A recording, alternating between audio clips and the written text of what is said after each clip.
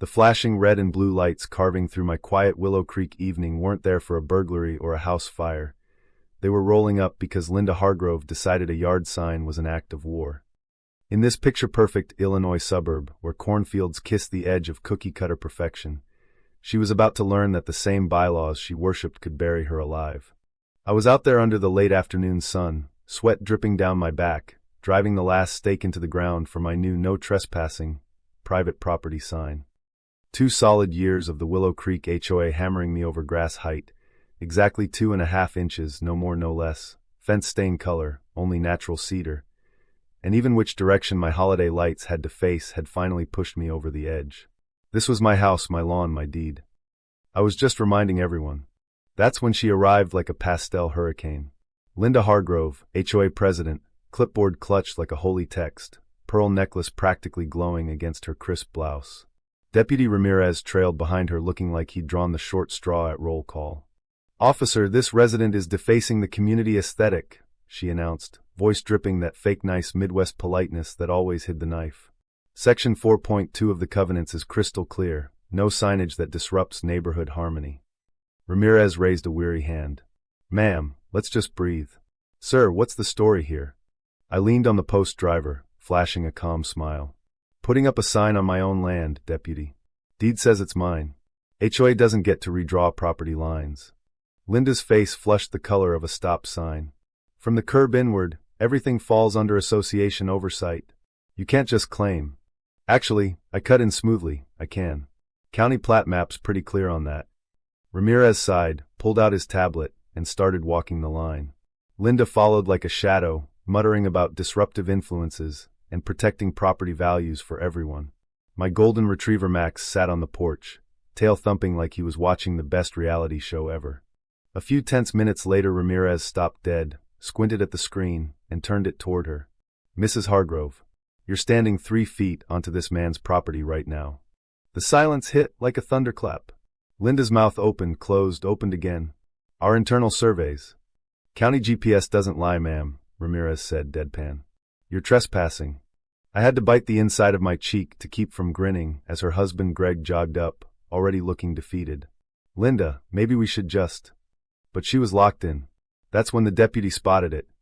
The brand new cluster of shiny community mailboxes bolted into my grass about 4 feet behind where she stood, half hidden by the rose bushes she'd generously planted last spring. "What the hell is that doing on my property?" I asked, voice low. Ramirez crouched, ran a hand along the fresh concrete base. "Looks installed in the last week.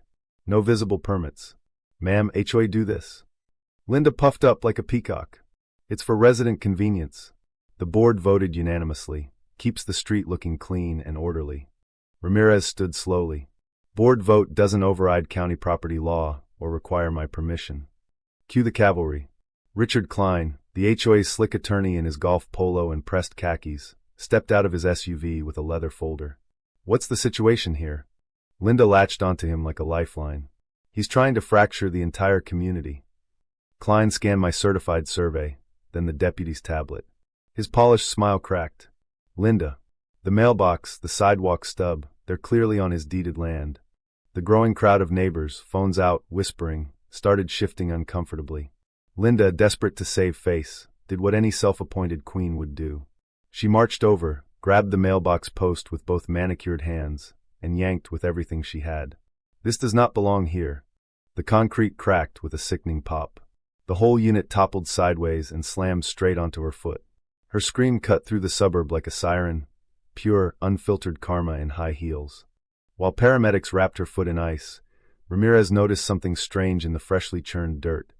Freshly cut PVC pipes, pressurized and snaking straight under my yard toward the community pond out back. "Unauthorized utilities," he muttered. "Looks like irrigation. An electrical conduit." What began as a petty sign spat detonated from there. County zoning rolled in within the hour.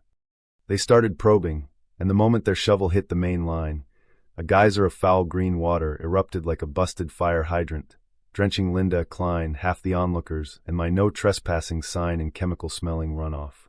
"Fertilizer concentrate," the zoning inspector said, sniffing a sample and grimacing. "Heavy diversion pipes routing it straight into your pond, sir. Explains the fish kill last summer." Neighbors murmured. Someone whispered, "That's why my dog stopped drinking from the edge." Then the EPA vans showed up at dusk. Floodlights lit the yard like a crime scene. Digging deeper, uncovered sealed metal drums stamped with faded labels from the original developer.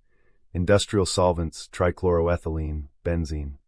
All buried right where the HOA had beautified the landscaping that technically belonged to me. Linda, hobbling on her boot with mud streaked across her pearls, tried one last spin. "This is community infrastructure. It benefits every homeowner." The inspector didn't blink. "Not when it's illegal dumping on private land without permits, ma'am." The real gut punch came when they raided the HOA office the next morning. Forged easement documents with my signature, except it wasn't mine. Bad Photoshop job.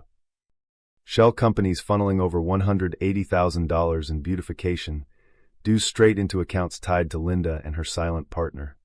The same developer who'd supposedly gone bankrupt years ago, but was living 2 streets over, quietly pulling strings.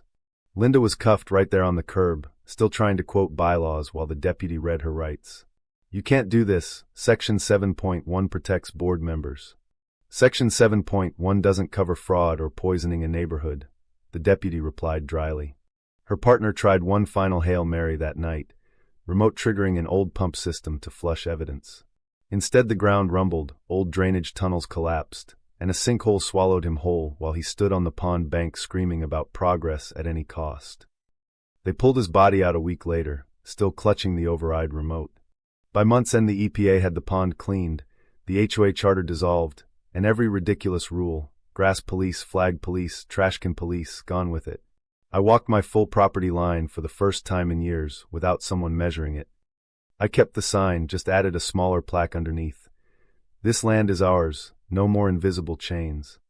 Sometimes at sunset, I stand by the now crystal pond with Max, watching the water turn gold instead of green, and I think about how close we all came to letting one woman's need for control poison something as simple as a neighborhood. Willow Creek looks peaceful again.